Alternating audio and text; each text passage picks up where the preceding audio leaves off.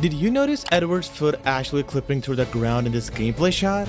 I bet you didn't. After years of leaks and months of speculation, the official reveal and gameplay trailer for Assassin's Creed Black Flag Resynced is finally here. And my honest reaction? Nah, I'm joking. It looks f***ing great. Not perfect, but great. And being a keen-eyed viewer, I spotted a few minor and major details you probably didn't notice on your first view or maybe didn't want to. And there are dozens more just like them that we're gonna break down. So, shall we begin? Now, this is a pretty well-known detail for those of you who played the original.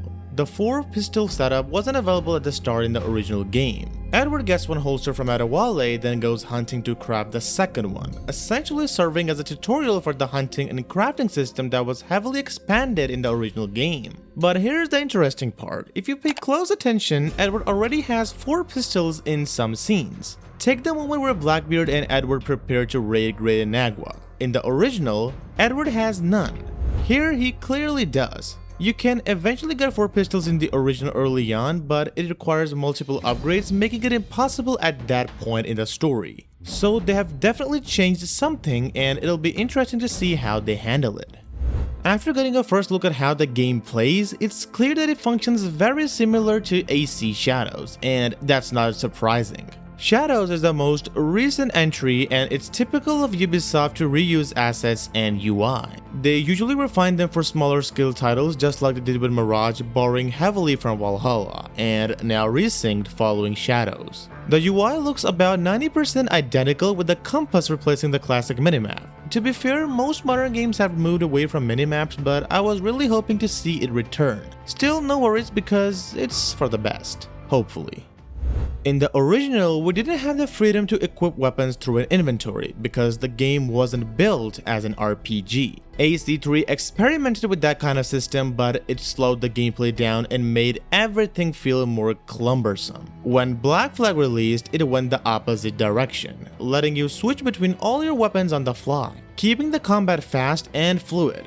But here though, I think things will be different. As I mentioned earlier, they seem to be following the Shadows route. And Shadows was clearly designed with RPG elements even if the devs insisted otherwise. Much like Mirage, it'll likely retain that template, so changing outfits, equipping weapons, and managing tools will probably work in a similar way.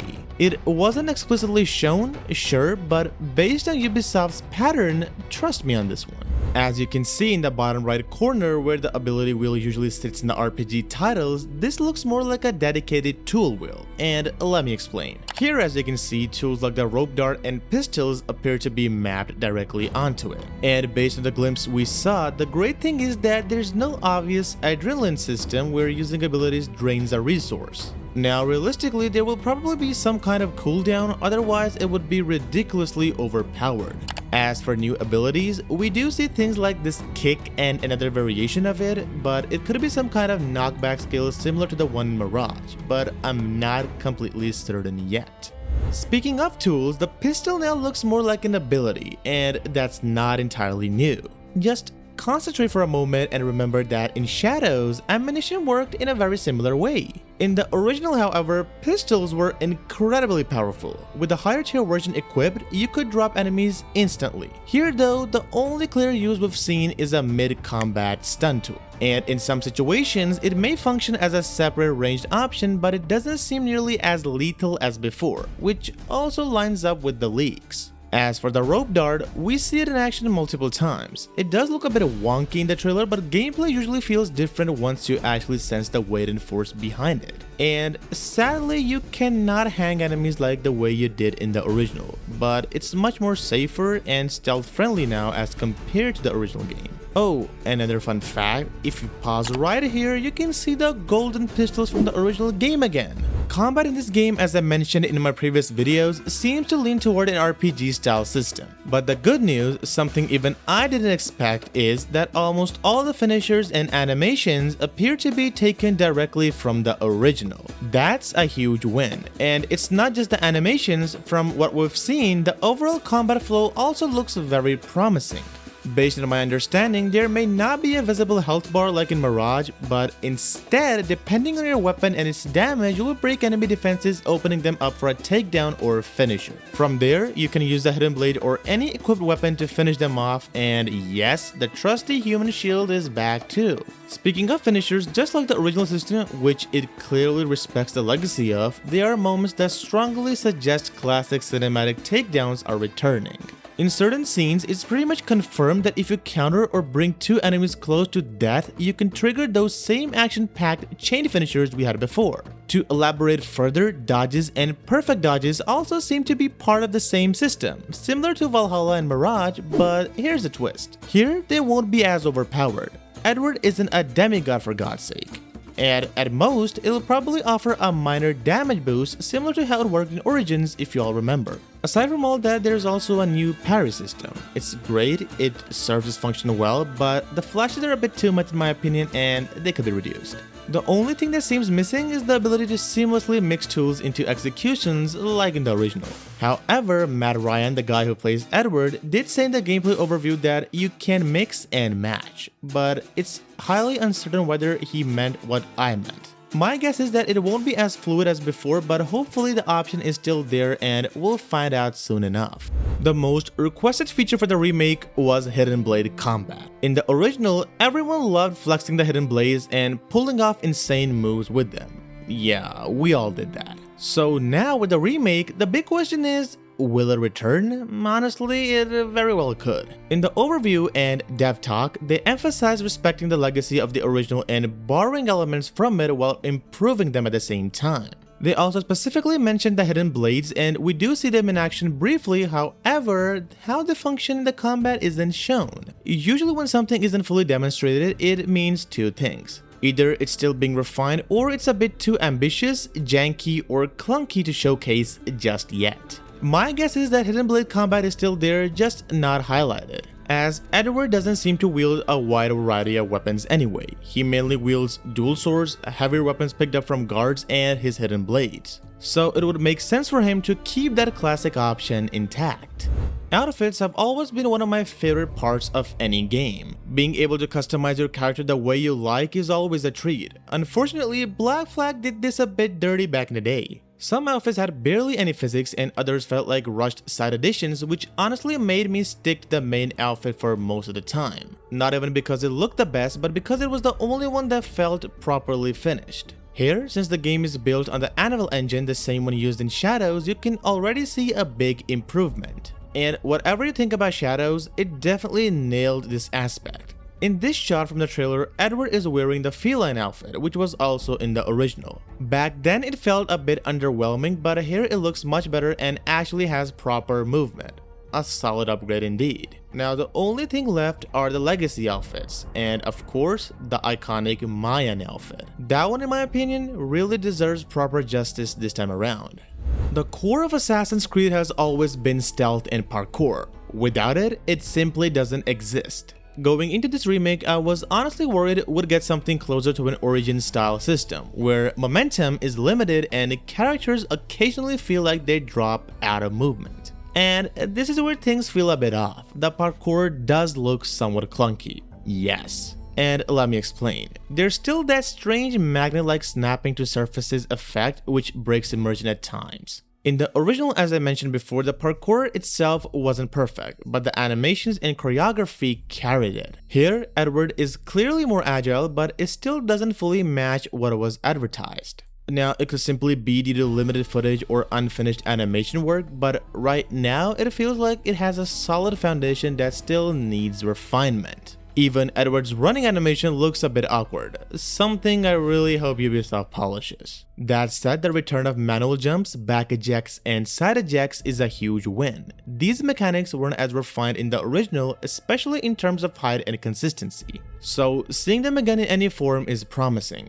One small but cool detail is that Edward no longer performs a leap of faith before officially becoming an assassin. Instead, he just falls. It's a subtle but interesting change. On the stealth side, tools now seem to have more purpose, supported by a dedicated crouch button that wasn't present in the original. That alone changes how stealth flows, and we also see new animations tied to it, which I'll get into later. Movement overall looks smoother and more seamless in certain moments. For example, when Edward transitions into lower terrain, he automatically triggers a parkour down animation, and that kind of contextual movement is a nice touch. Hood behavior, which is personally my favorite aspect, is still a bit unclear. We don't know if it's fully player controlled or context based. From what we've seen, he puts it on in restricted zones like the original, but outside of that, it may either be player toggled or tied to stealth states depending on area awareness. Stealth itself looks a bit rough in places. Some assassination animations feel slightly abrupt, like there's a cut before Edward lands the kill. The jumping assassinations or air assassinations look a bit unpolished, or way unpolished. The AI, however, does seem more reactive and intelligent, especially in how it detects movement, so stealth encounters may actually be more challenging this time. On the brighter side, mocap seems to be one of the strongest aspects of the remake, and many animations appear directly lifted or faithfully recreated from the original, and overall, they look improved. However, in a few cutscenes, I noticed that Edward's facial expressions feel a bit stiff. Not a major issue though, but something that could definitely be improved. Still, I'm more curious to see how all of this plays out in side missions where these systems usually get pushed further.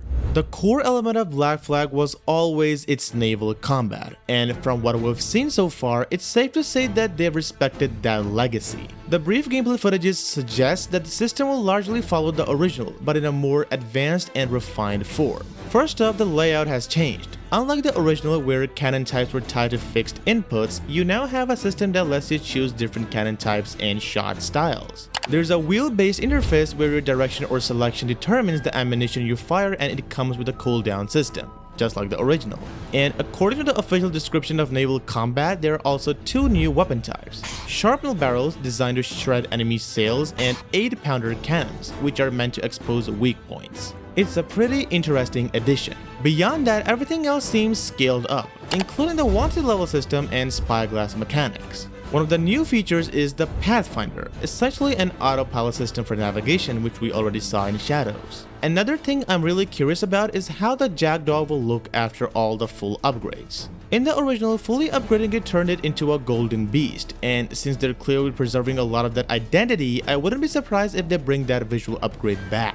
Then, speaking of the Kenway's fleet, it also returns, but in a modified form. According to the website, it will still generate income like before, but without the mission system, since multiplayer and online features are not a part of Resynced, as confirmed by the devs themselves. Many people are confused over this scene where we see a big ship move out of Great Inagua, but nothing to be surprised because it's gonna be a part of Kenway's fleet, and sadly you will not be able to play it. Ship customization also seems different this time. Instead of unlocking fixed cannon upgrades through schematics, it looks like we'll be choosing between cannon types to equip on the ship. In a way, we can say it resembles the Adrestia menu from Odyssey.